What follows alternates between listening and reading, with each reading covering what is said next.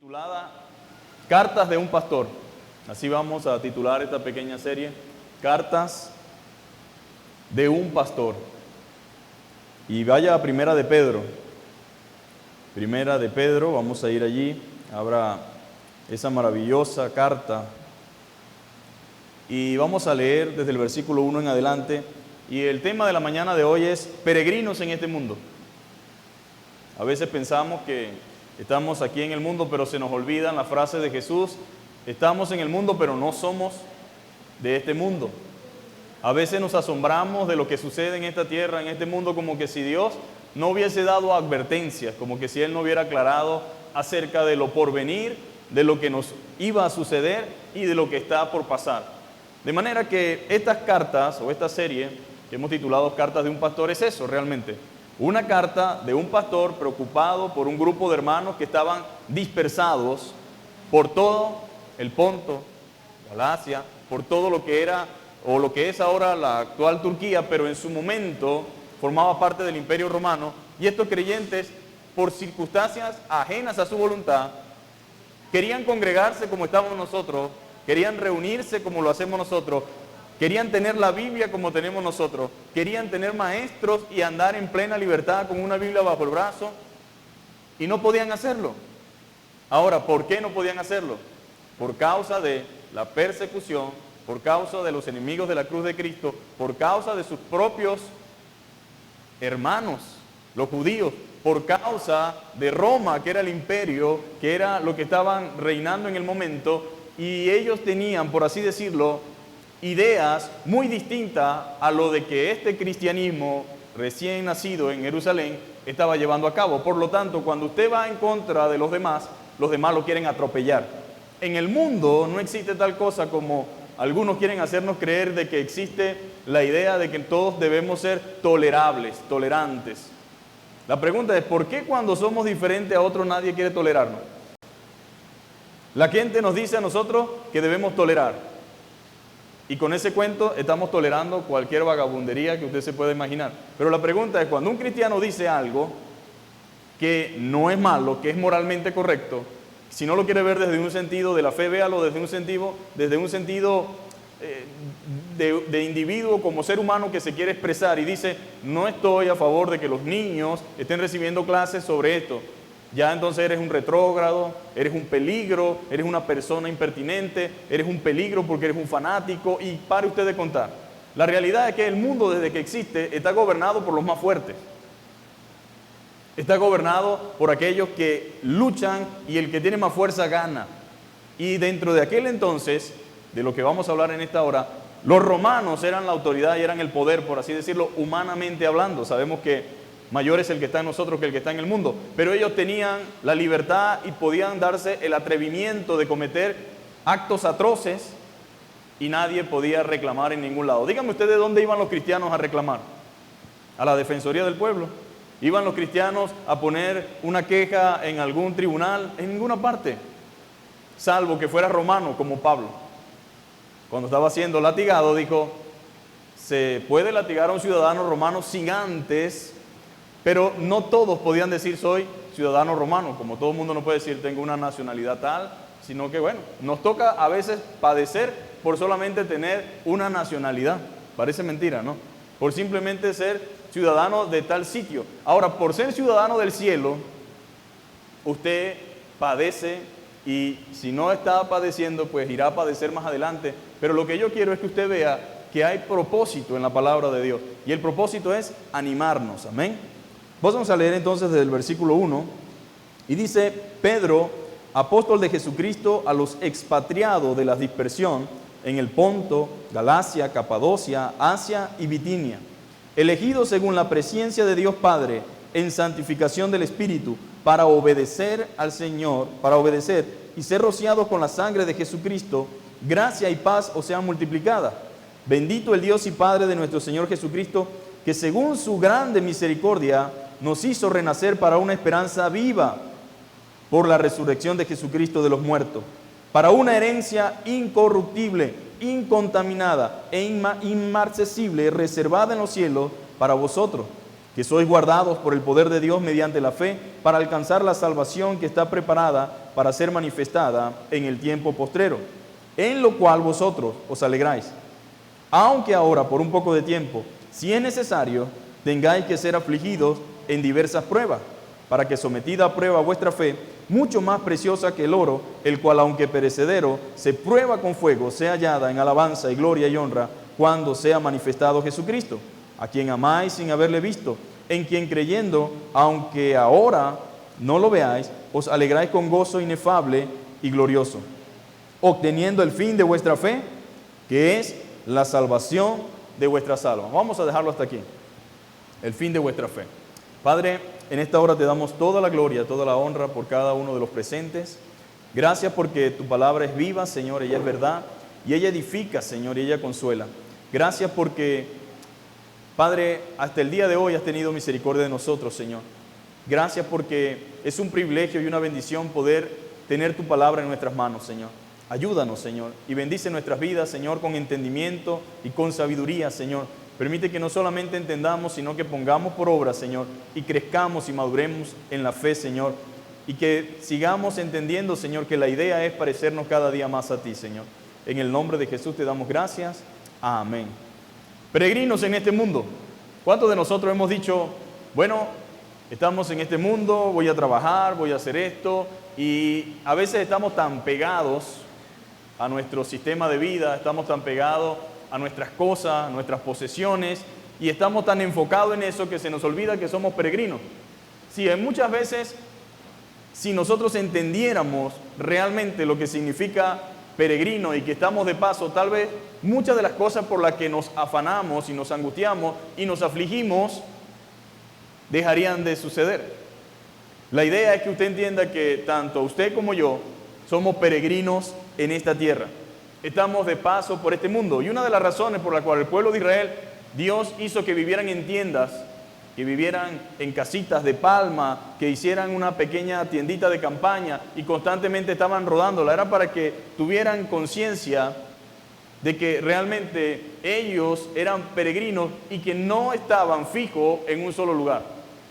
Por lo tanto, nosotros tenemos un norte, un objetivo trazado al cual vamos a llegar, y ese lugar se llama el cielo. Pero por alguna buena razón, Dios nos ha permitido vivir en este mundo para que llevemos a cabo una tarea, para que llevemos a cabo un propósito y un plan que no es necesariamente el mío ni el suyo, sino el propósito de Dios. Pero los cristianos, como también somos seres humanos, ¿verdad?, estamos sujetos a muchas cosas.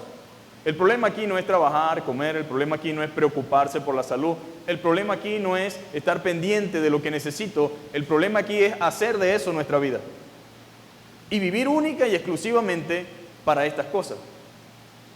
Entonces, cuando comienza el sufrimiento, la persecución, cuando comienza la hostilidad, cuando comienza la oposición, cuando se levanta la avalancha infernal contra el cristiano, si nosotros desconocemos estas verdades, comenzamos a victimizarnos, comenzamos a vivir de una manera en la cual caemos en todo tipo de ideas equivocadas, comenzamos a sentir lástima de nosotros mismos y a compararnos con el sufrimiento de mucha gente que no conoce al Señor y decimos, ¿por qué? ¿Y por qué? ¿Y para qué? ¿Y dónde está Dios? ¿Valdrá la pena que yo viva esta situación? ¿Y por qué yo como hijo de Dios debo estar en esta situación? Ahondado a eso le sumamos todas las falsas enseñanzas que escuchamos en el día de hoy, de que somos reyes, sacerdotes, de que estamos llamados a poseer, a controlar, a tener el control del mundo, de los negocios, de las empresas. Entonces, cuando alguien se ve golpeado por una u otra situación, se siente miserable, se siente que no quiere vivir, siente que yo no parezco un hijo de Dios, porque según algunos hijos del diablo dicen que él no lo es. Pero ¿por qué sucede esto? ¿A qué se debe? Se debe al desconocimiento o al descuido de lo que Dios ya nos ha hablado y nos ha dicho. Hay que entender, mis amados hermanos, que Dios está consciente de que necesitamos muchas cosas. Y no solamente está consciente, sino dispuesto a ayudarnos, a darnos, a auxiliarnos, pero no es simplemente para que nosotros vivamos una vida en la cual ignoremos el propósito por el cual estamos aquí. La idea de esta carta era transmitir esperanza y consuelo a los creyentes que afrontaban aflicción. Esa es la idea. Transmitir esperanza. Se dice que Primera y Segunda de Pedro es la carta de la esperanza cristiana. O son las cartas de la esperanza cristiana. Porque allí, a pesar de los sufrimientos y de las dificultades, encontramos allí grandes doctrinas, grandes fundamentos. Y la idea es que nosotros, en medio de la aflicción y en medio del dolor, sepamos que hay algo mayor y algo más glorioso. Que sepamos que nada de lo que a nosotros nos sucede es en vano. De que nosotros no estamos viviendo a merced de la voluntad del diablo, sino que estamos bajo el cuidado de Dios, aún en medio de las dificultades. Este pueblo estaba sufriendo. La iglesia estaba sufriendo consecuencias de la persecución. Y él envía esta carta con una intención, y la intención era: tengan esperanza, darles consuelo a los creyentes que afrontaban aflicción. ¿Cuántos saben que es una bendición que alguien nos llame o nos recuerde la palabra de Dios en un momento de dificultad? Es una bendición muy grande, y no porque usted no la sepa. No sabemos nosotros que Dios nos ama, no sabemos nosotros que Dios está con nosotros en cualquier situación, sí, pero a veces en momentos de dificultad uno tiende como a nublarse, uno tiende como a embotarse la mente a tal punto que a veces se le olvida lo que Dios dice de nosotros y lo que Él ha prometido por nosotros. Entonces, como iglesia, dice la Biblia, que nos animemos los unos a los otros, que nos exhortemos, que nos ministremos. ¿Por qué? Porque todo creyente necesita la ayuda de otro hermano, especialmente en momentos de dificultad y en momentos de aflicción. Ahora, Pedro envió esta carta y esta carta cayó como anillo al dedo. Fue una bendición para ese grupo de hermanos que estaba afrontando situaciones difíciles. ¿Qué afrontaban? Persecución, aflicción, sufrimiento, y había una razón. ¿Cuál era la razón? La causa del evangelio. Por ser cristiano, por seguir a Dios, por obedecer a Dios, hay consecuencias. La Biblia dice que los que quieren vivir piadosamente padecerán persecución.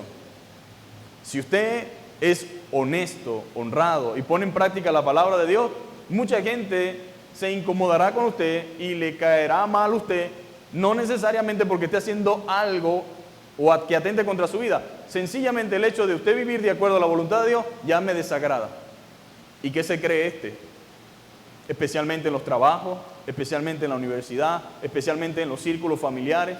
La familia es una bendición, pero a veces la familia no entiende que como cristianos tenemos una responsabilidad con Dios.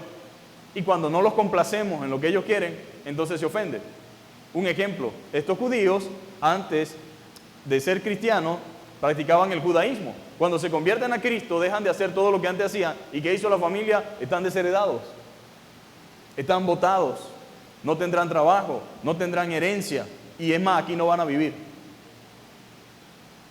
Ahora, ¿eso es una razón justa para que eso sucediera? No lo era, pero había algo. Cristo había venido a dividir, a poner el padre contra la madre, a la madre contra el padre, al hijo contra el padre. ¿Por qué? Porque sencillamente el evangelio divide, mis amados hermanos. La verdad divide. Si usted anda con gente mentirosa, cuando comience a decir la verdad, usted no puede estar allí, porque usted estorbará allí. Si usted no es corrupto y anda con corrupto, o antes era corrupto y ahora no lo es, entonces usted es una incomodidad y una espina. Si usted antes tapaba cosas que eran demasiado desagradables, fuertes y tristes, y ahora no, entonces usted es un SAPO, despreciable, detestado. La pregunta es, ¿qué hago entonces? ¿Sigo haciendo lo que hacía antes o hago lo que dice Dios? Por supuesto que hay cosas en las que no debemos meternos por cuestiones de prudencia, pero hay un momento en nuestra vida en que no podemos hacer silencio ante una aberración, ante algo que está mal, ante una situación que amerita realmente que nosotros digamos la verdad. Pero muchos creyentes, para evitarse las molestias que esto causa, cierran su boca, ven de lejos y hacen silencio. Pero hay un gran problema. La esperanza y consuelo que Pedro trataba de transmitir no estaba basada en ideas vagas, sino en las mismas promesas hechas por Jesús.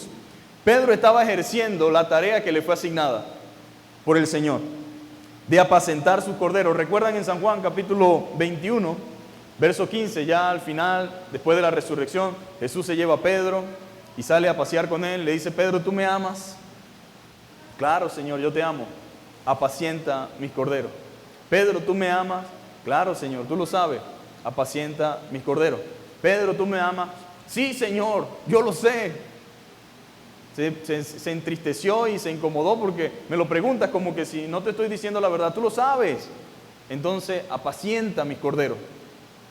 Ahora, qué interesante que esta fue lo que el Señor le pidió, y después de muchos años de haberse ido Cristo, en medio de una gran persecución, ahora a Él le toca hacer el trabajo pastoral de cuidar a los corderos del Señor. ¿Y quiénes son los corderos del Señor? Cada uno de los creyentes, en cualquier parte del mundo, en cualquier rincón, en cualquier circunstancia, merecen y deben ser atendidos y cuidados con el amor y la delicadeza que el Señor espera que sean cuidados sus hijos. Ahora, mi gran pregunta es: ¿qué harán aquellos que tienen el título de cuidadores, de apacentadores, y están simplemente aprovechándose, engañando, están simplemente manipulando, ofendiendo, destruyendo la vida de tanta gente? ¿Qué pensarán ellos que hará el Señor con ellos? Los pastores no están aquí para abusar de las ovejas, están aquí para cuidar a las ovejas, para apacentar a las ovejas, para guiarlas. ¿Pero guiarlas en qué? En lo que ellos quieren, en lo que a ellos les gusta, a lo que a ellos quieren escuchar. No, la idea de la iglesia o del pastor es que apaciente a las ovejas, pero con la verdad. Con la verdad. Vamos a apacentar a la grey, pero con la verdad. Y el Señor le pidió: pastorea mis ovejas. De manera que Pedro sentía una carga por todos los creyentes, tanto judíos como gentiles, y sabía que necesitaban ser confortados en medio de las circunstancias que estaban viviendo. Y qué manera tan efectiva de hacerlo, y era recordándole las palabras que Jesús le había dicho. ¿De qué manera puede ser consolado alguien? Un cristiano, ¿cómo puede ser consolado? Con la palabra de Dios. Bendito sea Dios y Padre de nuestro Señor Jesucristo, Dios de toda consolación, dice la Biblia, el cual nos consuela en todas nuestras tribulaciones. Porque así como abundan las aflicciones de Cristo, así también abundan las consolaciones de Cristo. De manera que hay muchos creyentes que ignoran que las aflicciones de Cristo son una realidad en nuestras vidas. Y que así como abundan las aflicciones, también abundan las consolaciones. Porque estamos en la era de los cristianos intocables, según ellos. Los cristianos que no padecen, que no aguantan, que no callan, que no se dejan de nadie. Los cristianos que supuestamente no pueden tener ninguna idea de humildad, de nobleza, porque ellos supuestamente están llamados a todo lo bueno y a todo lo mejor. No hay cristianos como Job, dispuestos en este tiempo a decir: Jehová Dios dio, Jehová Dios quitó, sea el nombre de Jehová bendito de siglo en siglo. No hay cristianos quizás que sean capaces, lo suficiente humildes como para decir: bueno, desnudo salí del vientre de mi madre, desnudo volveré. Parece que el cristianismo en nuestro tiempo tiene una filosofía totalmente distinta a lo que la Biblia enseña. Cambiaron la enseñanza bíblica por otra cosa. Por lo tanto, cuando les pica un zancudo, sufren demasiado, berrinchan demasiado, y algunos pues piensan hasta lo peor y lo más desastroso. Pero no es lo que enseña Pedro. No es lo que enseña el Señor.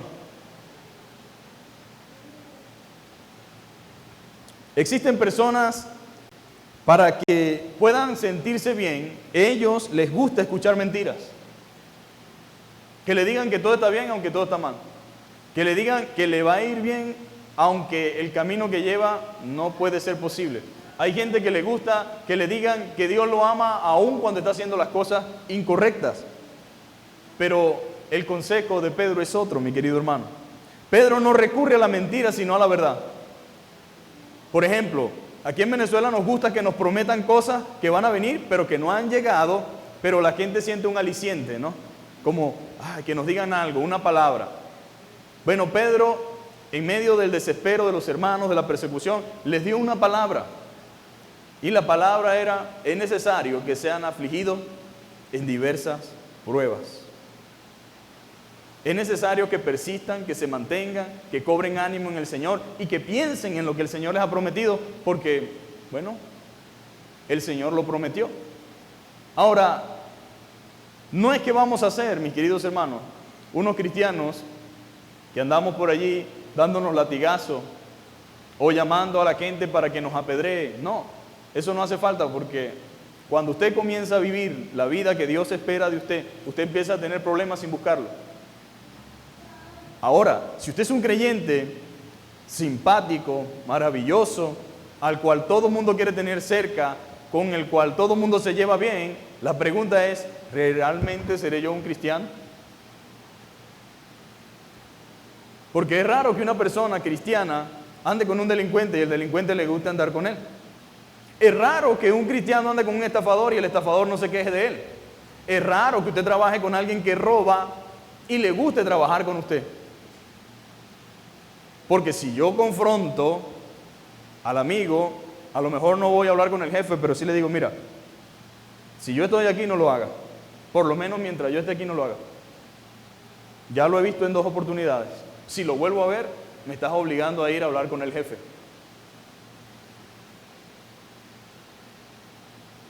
¿Qué creen ustedes que va a suceder allí? A veces nosotros ni tenemos idea de lo que Dios puede hacer y cómo Dios puede usarnos en un lugar de trabajo si vivimos la fe cristiana, si la ponemos en práctica. Si padecemos, a veces es mejor salirse de un trabajo, perder un trabajo y pasar trabajo unos días hasta que Dios nos repare otra cosa, que quedarnos en ese trabajo solamente por temor, pero alcahueteando la maldad y el pecado.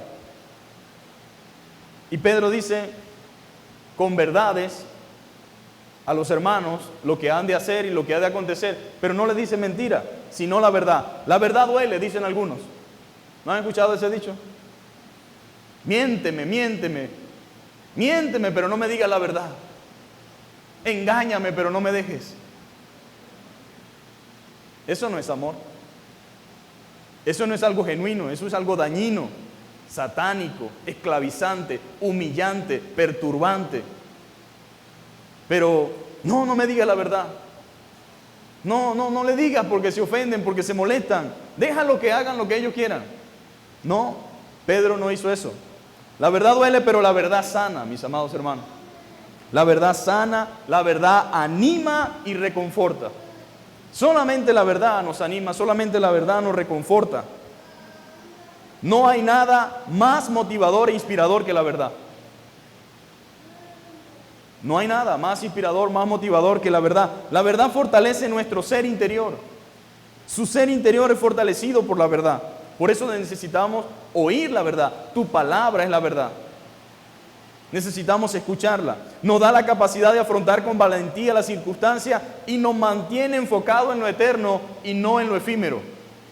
¿Cómo viven las personas que andan en la carne?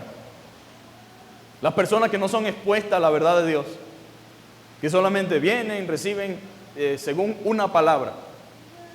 Parece que la Biblia está en ese momento cerrada, vedada, y dice, hay una palabra de Dios hoy para ti.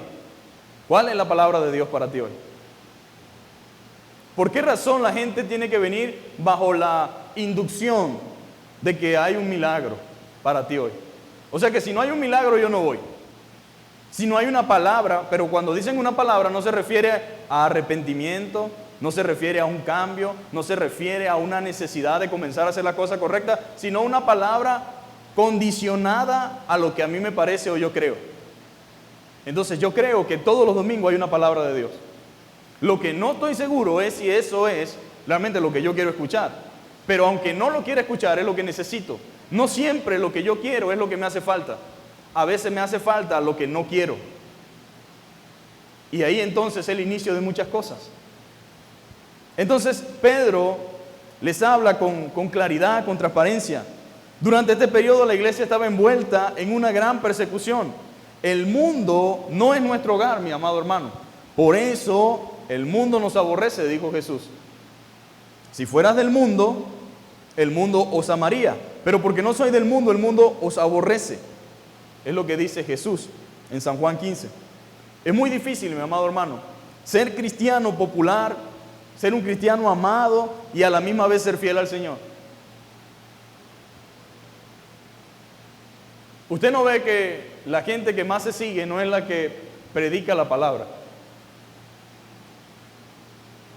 Usted puede ver una buena predicación en YouTube de cualquier hermano y tendrá uno que otras vistas.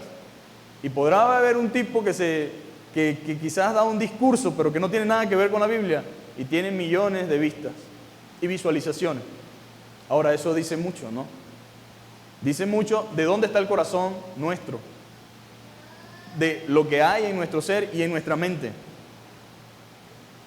Entonces no se puede realmente ser popular, ser agradable, caerle bien a todo el mundo y a la misma vez ser fiel al Señor, porque el mundo siempre se opone. En Santiago 4:4 dice: oh almas adúlteras, ¿no sabéis que la amistad del mundo es enemistad contra Dios? Cualquiera pues que quiere ser amigo del mundo se constituye en enemigo de Dios. Ahora, cuando hablamos de mundo no nos referimos a la belleza de creación que tenemos, nos referimos al sistema que gobierna el mundo en el que estamos. Lo que tiene el control, lo que impera, el sistema que busca imponerse, el sistema que todo lo que hace es contradictorio a lo que Dios enseña y exige. Es aquel mundo que trata de destruir lo que Dios estableció. Por ejemplo, el sistema trata de destruir la familia, el sistema trata de destruir a la familia tradicional entre hombre y mujer, entre esposos, destruye la relación padre-hijo, destruye con una cantidad de normas y leyes y de argumentos sin fundamento, pero que se convierten en leyes y se llevan a cabo. Y entonces, ¿cómo nosotros como iglesia vamos a ser amigos del mundo? Y Jesús, el Señor lo dice a través de Santiago, dice: almas adúlteras, ¿no sabéis que la amistad del mundo es enemistad contra Dios? Cualquiera pues que quiera ser amigo del mundo, bueno, si quiere ser amigo del mundo no hay problema. Cualquiera pues que quiera ser amigo del mundo, hágalo. Pero sepa algo, se convierte o se constituye en enemigo de Dios, porque no puede servir a dos señores. Usted no puede ser un cristiano el domingo y de lunes a sábado un mundano. Usted no puede ser un cristiano que honra a Dios cuando le conviene y cuando no le conviene no lo honra. O eso no es. Pero amará más a uno y aborrecerá al otro. Entonces Dios nos va dando ideas claras de por qué a veces nosotros nos asombramos tanto de lo que pasa cuando en realidad deberíamos estar preparados emocional, psicológicamente y espiritualmente para lo que se viene, mi amado hermano. Tampoco crea usted que hay mucho tiempo que perder, no. El mundo, el sistema como tal, odia a Dios y por ende a todo lo que se parece a Él. Si usted se parece a Cristo, usted es odiado por el mundo. La única generación de evangélicos que le cae bien al mundo es la nueva. Pero la vieja guardia no le cae bien, porque la vieja guardia predicaba, porque la vieja guardia no se caía a cuento de quién era el individuo, si tenía dinero, si no tenía dinero, de dónde venía, si era profesor, si no era profesor, si era universitario. Todos somos pecadores. Y eso ofende al poderoso, ofende al educado, ofende al que supuestamente se cree muy inteligente.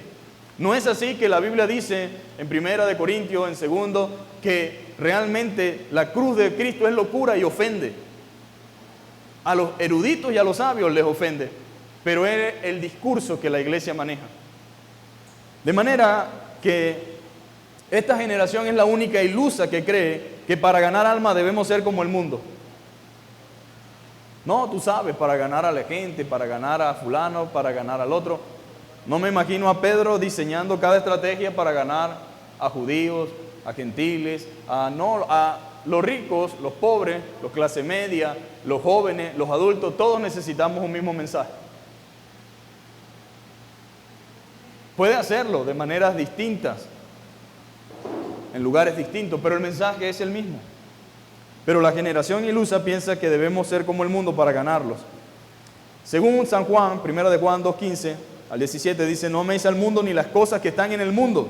Si alguno ama al mundo, el amor del Padre no está en él.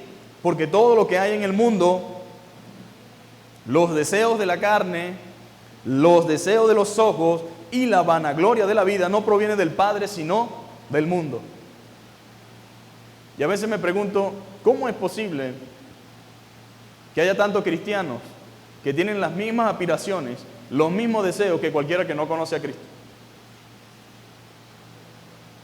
Uno se pudiera preguntar, ¿qué está pasando con nosotros? ¿Y qué pasará cuando se desate la ola de persecución y odio sobre la iglesia? Cuando comience realmente a manifestarse descaradamente este tipo de cosas. Porque a lo mejor usted, como mientras yo no lo vivo no me importa, así somos, ¿verdad? Mientras no me toque a mí no me importa. Pero hay mucha gente en este momento, en este domingo, en muchas partes del mundo, que no pueden disfrutar de lo que nosotros estamos disfrutando, de lo que nosotros llamamos libertad religiosa o libertad de culto. La pregunta es, ¿qué pasaría? Ahora, las pruebas son necesarias, mis queridos hermanos. Y Dios aprueba o prueba a todo aquel que recibe por hijo. ¿Y sabe por qué? Porque eso va a revelar realmente en quién hemos creído y qué realmente es lo que hay dentro de nosotros. Hay mucha gente que lo que tiene es una religiosidad, vamos a decirlo así. Hay personas que lo que tienen es simplemente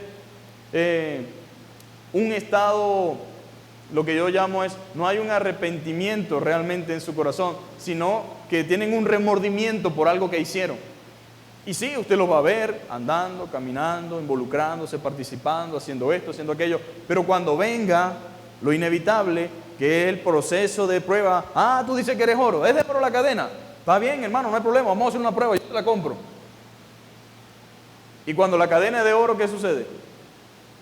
Se le mete candela, que se va a poner negra, no se preocupe que usted le pasa el dedo y eso se le quita. No, que tal cosa, la gente no tiene miedo, no se preocupa. Y eso va a salir de allí fino porque eso es oro. Ahora la fe, dice la Biblia, mucho más preciosa que el oro. Aunque perecedero el oro, se prueba ¿con qué?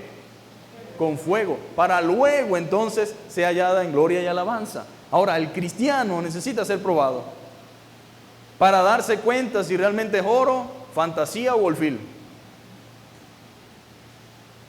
Pero ¿quién eres tú para saber qué soy yo? No, yo no estoy diciendo que yo sé. Yo lo que estoy diciendo es que Dios va a probar a todos aquellos que se dicen ser sus hijos. A todos aquellos que se hacen llamar cristianos o discípulos van a ser probados. ¿Y cómo van a ser probados? Bueno, mi amado hermano, sencillo como esto, en el refinador de la vida. Usted va a ser trabajado de una u otra forma. Algunos dicen, bueno, aquí no estamos en persecución. Bueno, puede que no haya una persecución declarada activa, pero hay personas que están librando batallas espirituales con gente mala, sencillamente porque están sirviendo al Señor y están honrando al Señor. Sencillamente porque no se doblegan ante la mentira y ante el engaño. ¿Sabe usted que hay gente ahorita que está perdiendo sus propiedades, perdiéndola? No es que la está vendiendo, perdiéndola porque hay gente mala que simplemente le gusta lo que tiene y se lo quiere quitar, y ese hermano está padeciendo una situación difícil y por amor a Cristo, por amor al Señor y por testimonio está soportando, aguantando y algunos aceptando a veces el hecho de ser despojado de lo que le pertenece porque sencillamente es cristiano. Y usted dice, bueno, pero ¿quién es ese? Bueno, hay mucha gente padeciendo eso.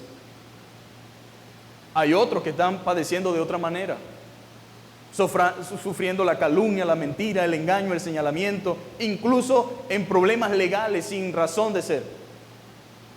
Ahora, ¿eso se debe a causa de qué? Del cariño, de la simpatía, del amor. Esos son pellizquitos que el mundo da en comparación a la ola que viene. Y ahí está Pedro, y ahí está la palabra, hablándonos, mostrándonos. Algo dice la Biblia, el mundo pasa y sus deseos, pero los que hacen la voluntad de Dios permanecen para siempre. Debemos entender que hacer la voluntad de Dios es la mejor garantía que tenemos, mi amado hermano. Hacer la voluntad de Dios es lo mejor que podamos hacer sin importar lo que eso implique, lo que eso genera, lo que eso me haga o suceda. Hacer la voluntad de Dios siempre, aunque el mundo diga lo contrario y aunque veamos a otros reculando, siempre será lo mejor. Hacer la voluntad de Dios. Hacerla. Porque es el único que permanece para siempre. El que hace la voluntad de Dios. El que va tras el mundo, el que se sucumbe ante las trampas del mundo, el que se deja llevar por la corriente de este mundo, el que no aguanta la presión de este mundo, pues lamentablemente se perderá con el mundo. Pero aquellos que dice la palabra de Dios, perseveran, que se mantienen, que están allí constantemente haciendo la voluntad de Dios, ese tiene la garantía de que permanece para siempre. En pocas palabras, no vale la pena someterse al mundo ni a nada que éste nos ofrezca. El mundo pasa y sus deseos. Nada es para siempre, todo se acaba y lo único que permanece es la palabra del Señor. Séquese la flor, marchítese la hierba, pero dice que la palabra de Dios permanece para siempre. Así dice la Escritura. Pedro está transmitiéndole, mis queridos hermanos, a nuestros hermanos, por medio de esta carta, un llamado a persistir y a mantenerse en medio de la aflicción, fieles a Dios, a no ceder, a no doblegarnos a las presiones mundanas y a la maldad con la cual busca el mundo intimidarnos. Porque sí, es cierto, hay una maldad que busca intimidarnos. Muchos cristianos sufrieron. ¿Qué sufrieron? Maltrato. Fueron perseguidos por obedecer a Jesucristo. Comenzando en Jerusalén por los judíos, los casos de persecución se repitieron por todo el mundo. Donde quiera que había cristianos, había persecución. En Roma, por ejemplo, determinó eliminar. En el momento en que Pedro envía esta carta, los hermanos estaban de aquí para allá y de allá para acá, ustedes saben, buscando dónde ocultarse o cómo sobrellevar la situación. ¿Por qué? Porque el imperio, a quienes no se inclinaban ante el César, pues a esos los mataban. Y se dice que Nerón, al ver que los cristianos no se doblegaban, no hacían nada, encendió Roma y dijo, fueron los cristianos, para destruir la idolatría que había en Roma, según él, pero había sido él. ¿Y cuántos cristianos no murieron? Pedro mismo conoció la persecución, mis amados hermanos. Él no estaba hablando así como nosotros, desde lejos. Nosotros hablamos sin recibir ni un latigazo, nada. ¿Qué hemos padecido nosotros por Cristo? Lo más así en el caso de algunos, porque algunos ni burlas han sufrido porque nunca han predicado. A algunos no le han dicho ni siquiera fanáticos porque no abren la boca para nada. Solo para reírse de los chistes mundanos y colaborar con las cosas raras. Pero aquellos que han predicado a Cristo por lo menos han sufrido la burla familiar, la burla vecinal, la burla de la comunidad, o por así decirlo, aquella situación que a veces la gente hace el desprecio así como que, vente, ahí viene la evangélica. O no, vámonos, que viene el loco ese para acá a hablar pistoladas. ¿Sabe qué es difícil? Predicar en una cola de gasolina. Cuando se hacían esas colas que no había de la otra, uno tenía que estar allí y uno escucha tantas sandeces, cada uno expresando lo que le parece, lo que cree. Ahí se habla de política, se habla de religión, se habla de los vecinos, se habla de mujeres, se habla de todo. Ahí la gente habla lo que le da la gana y dice cosas complicadas, pero a veces uno se siente en una responsabilidad moral con el Señor y dice, ¿cómo es posible que yo esté aquí y no diga nada? Que me quede callado como están destruyendo, por así decir, la fe cristiana. Y entonces uno tiene que levantarse y decir, bueno, con todo el respeto que ustedes se merecen, me disculpan, pero usted es cristiano, usted conoce la palabra. No, pero yo conozco. ¿No será que usted ha entendido las cosas mal? Le habrán explicado lo que es el evangelio y comenzar a tener que hablarle. Por supuesto que no todo el mundo dice, ay, gracias Señor, qué bueno que usted nos haya predicado. Algunos ponen su cara y dicen, ya vengo, cuídeme el puesto ahí, le dice al otro adelante, se va porque lo perturba la predicación, lo perturba la palabra. Por lo tanto, él sufre allí de cierta manera, como eran colas de un día para otro o de 2 días, entonces todos se iban para aquella esquina y cuando venía el hermano y se acercaba, bueno, nos vemos ahora, y se iban para el otro lado y así lo tenían hasta que terminaba la cola de la gasolina. Ahora, ¿por qué se debe eso? Porque no habla el mismo lenguaje, mis hermanos, porque no contribuye y no colabora a lo que ellos en ese momento estaban haciendo. Entonces una lucha realmente. Pedro fue golpeado, encarcelado y fue amenazado muchas veces. Él había visto morir hermanos en la fe y había visto a la iglesia dispersa. ¿A quién vio él? A Esteban. ¿Cómo murió Esteban? Predicando. Ahora uno dice, bueno, los tiempos cambiaron, pastor. Gracias a Dios no nos toca a nosotros eso. es que si nos tocara, a lo mejor negaríamos al Señor y algunos ni siquiera harían nada. Pero la pregunta es, ¿y si sucediera, qué pasaría? ¿Estamos preparados para decir lo que debemos decir y esperar el peñón y bueno, Señor? Algunos dicen, bueno, pero también es para qué se dejó matar, si hubiese ido. Yo no me dejaría matar, yo hubiese hecho esto, yo hubiese hecho aquello. Usted hubiese hecho lo que usted quiere, pero la pregunta es, ¿hubiera hecho la voluntad de Dios? Él había visto entonces morir hermanos en la fe. Había visto a la iglesia dispersa, pero conocía a Cristo, mi amado hermano. Conocía al Señor y nada podía conmover su confianza en el Señor resucitado. Fue en ese contexto personal que Pedro escribió a la iglesia esparcida y que sufría por su fe, dándoles ánimo y esperanza y exhortándolo a seguir siendo fiel a Cristo. ¿A quién debemos ser fiel nosotros? A Cristo. Jesús dijo que en este mundo tendríamos aflicciones. ¿No lo dijo Dios?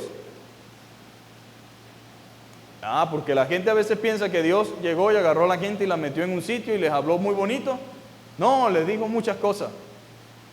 Ustedes no vienen para acá sino por la comida que yo les doy. Pero no va a haber milagro de comida esta noche.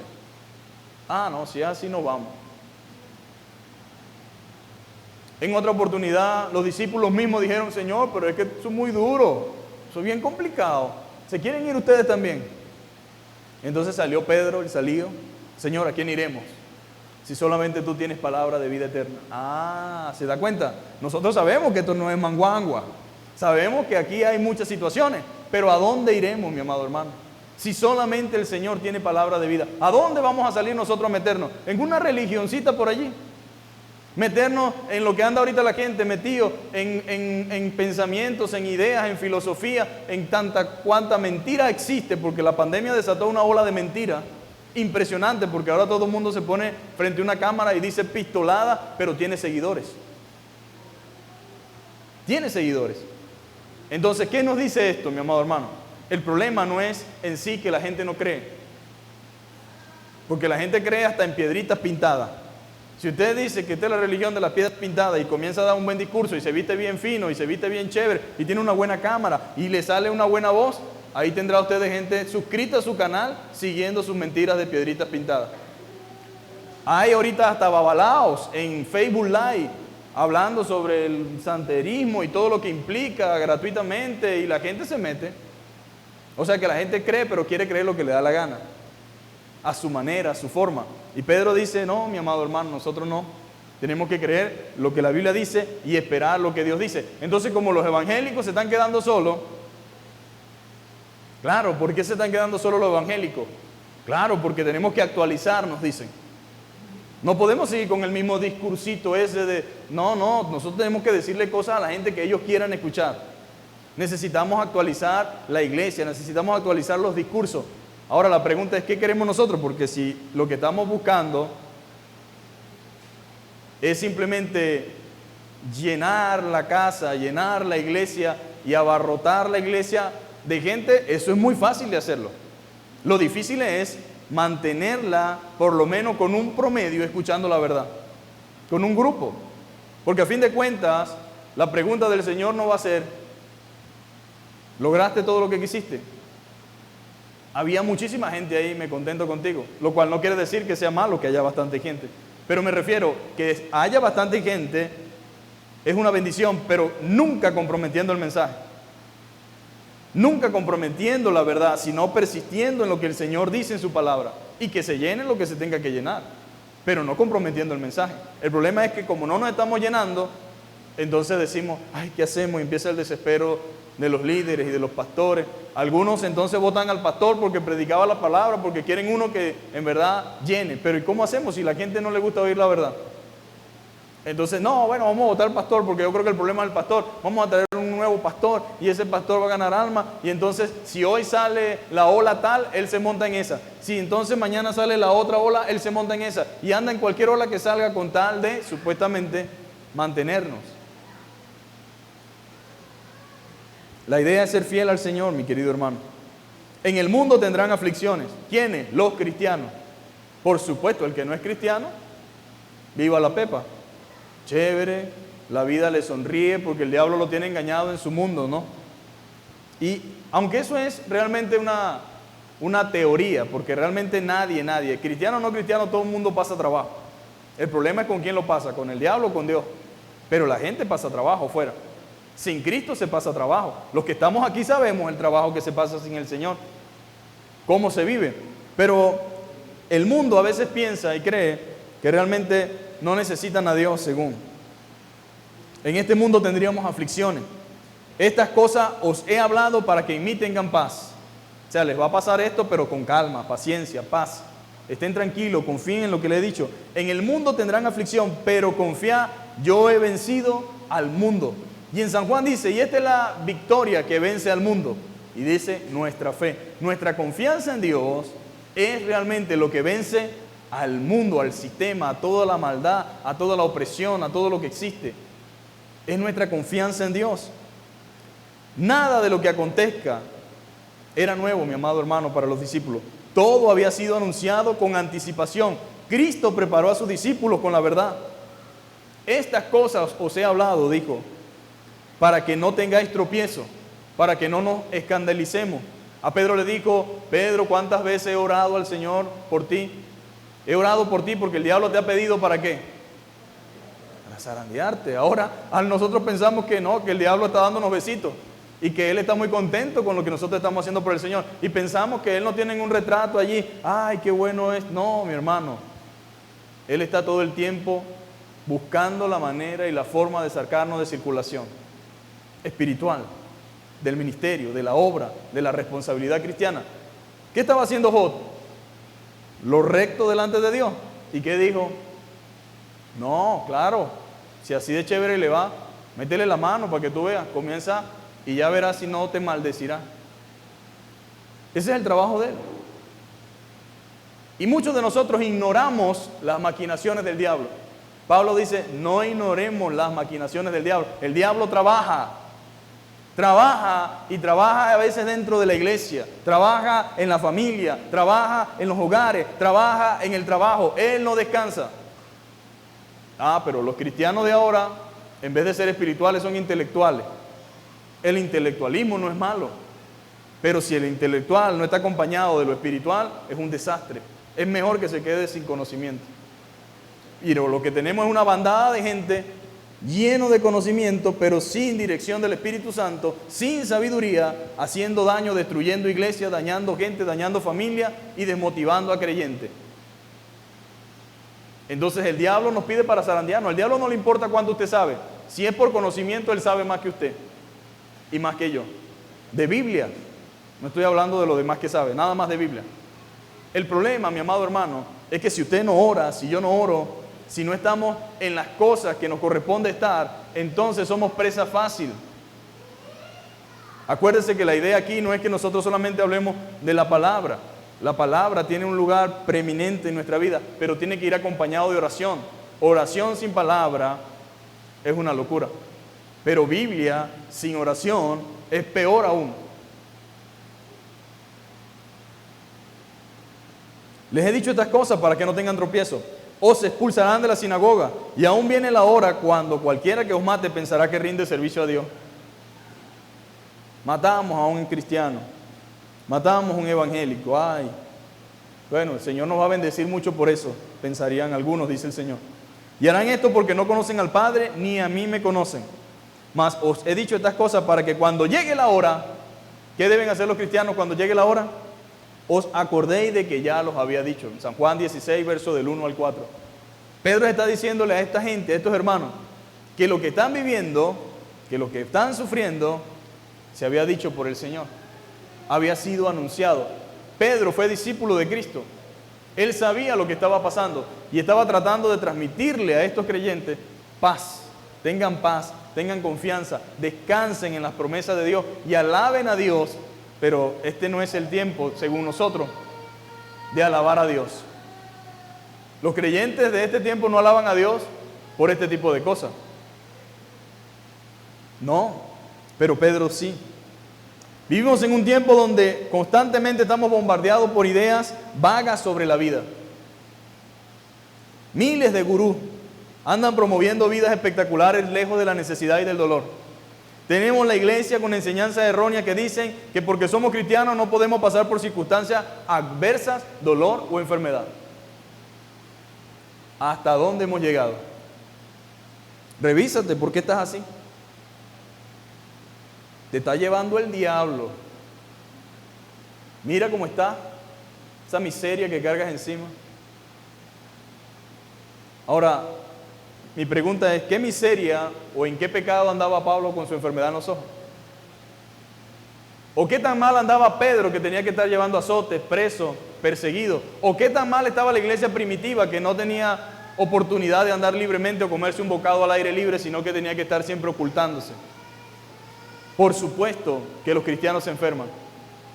Por supuesto que Dios es soberano. Por supuesto que Dios sana. Por supuesto que Dios libera. Por supuesto que Dios da. Por supuesto que Dios puede bendecir. Pero también Dios puede hacer todo lo contrario.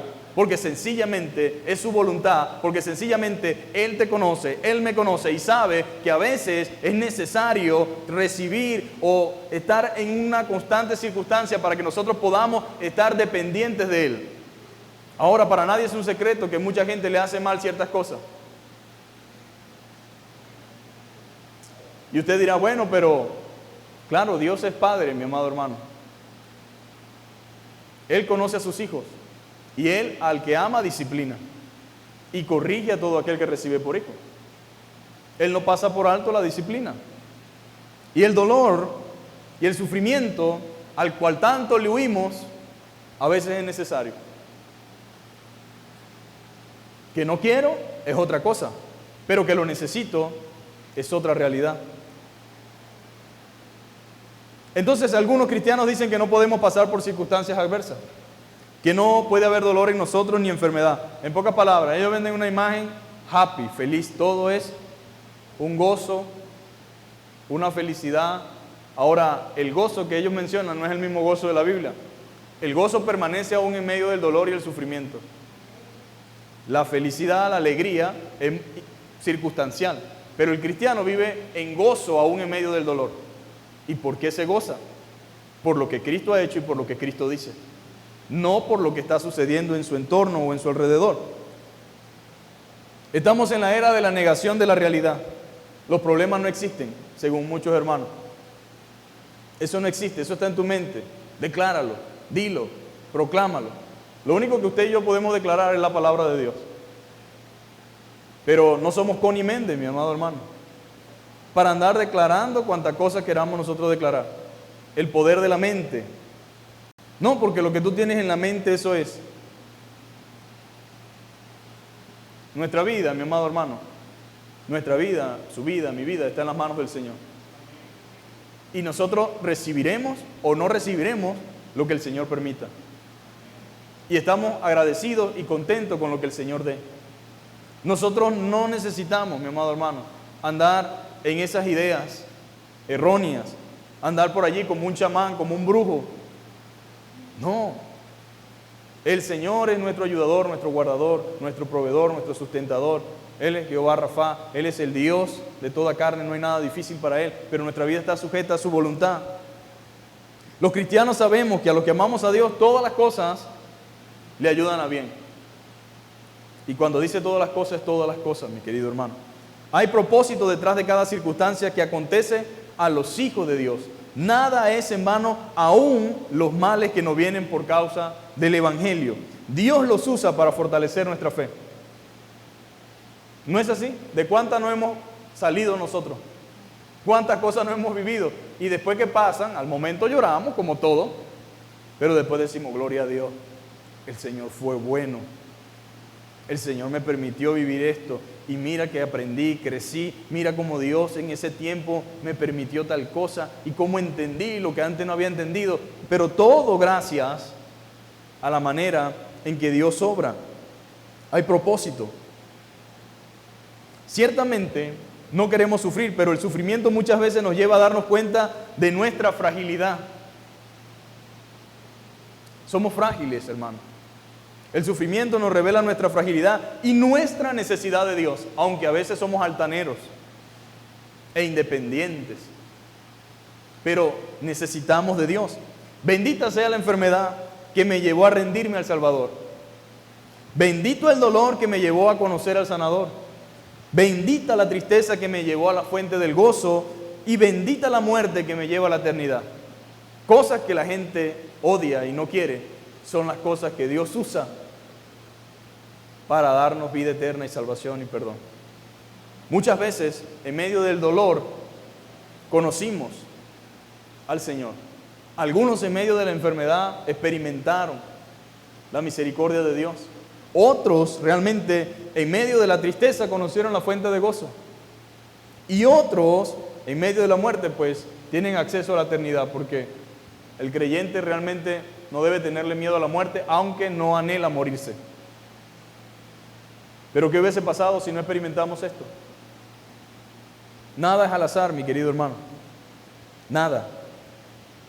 Ahora, tal vez para mucha gente decir bendita sea la enfermedad que me llevó a conocer al Sanador, se volvió loco. Pero los que estamos aquí decimos gloria a Dios, Señor.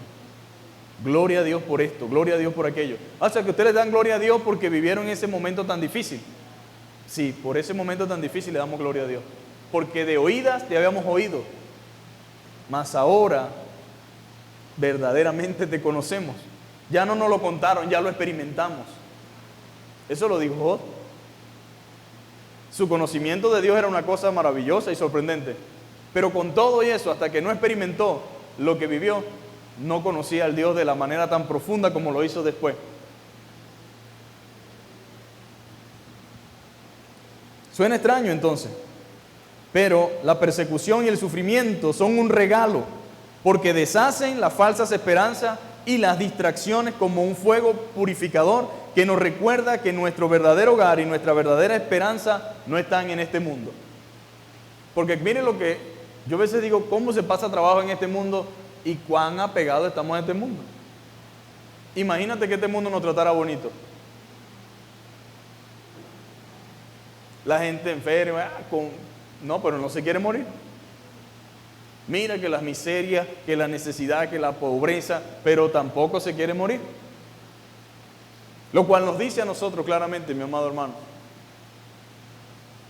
nos dice un mensaje muy claro, muy sincero, muy transparente. El sufrimiento y el dolor es necesario. No solamente, y algunos pensarán, o sea que Dios es el que hace que me pase esto. No, el mundo es el resultado de lo que nosotros mismos hacemos. El pecado, enfermedades, muerte, violencia, eso no lo hace Dios, lo hacemos nosotros. Pero aunque no es su obligación, Él visita en medio de la violencia las vidas de quienes conviven y están en medio de la violencia, en medio de la guerra. Él visita en medio de la enfermedad a los que están enfermos. Él se pasea. ¿Cómo se pasea Dios? Bueno, a través de los que predican su palabra, a través de los que visitan los hospitales, a través de los que proclaman las Escrituras. De una manera u otra, Dios usa esas situaciones para mostrar su gracia y su amor. Y nosotros, si somos los que estamos padeciendo, estamos siendo un testimonio público para mucha gente, para la familia y los que están fuera del hogar. Están allí observando, mis queridos hermanos. Entonces las dificultades de la vida pueden ser una bendición. Irónicamente, las dificultades de la vida pueden ser una bendición que nos llevan a profundizar en nuestra confianza en Dios y la hacen más genuina. Más genuina. Ahora, ¿qué dice Pedro? Y ya estamos terminando para que se alegre. Primero se presenta como apóstol del Señor, ¿verdad? Apóstol de Jesucristo, a los expatriados, eso significa a los que están dispersados, significa a los que les ha tocado salir de Jerusalén, a los que están en los distintos lugares del Asia Menor. Elegidos según la presencia de Dios, Padre, en santificación del Espíritu, para obedecer y ser rociado con la sangre de Jesucristo, gracia y paz os sean multiplicadas. Este es su saludo, el saludo para los hermanos. Pero dice, bendito sea Dios, y hay una alabanza, hay una gratitud, hay un reconocimiento, Padre de nuestro Señor Jesucristo, que según su grande misericordia nos hizo renacer para una esperanza viva. ¿Qué significa esto, mi querido hermano?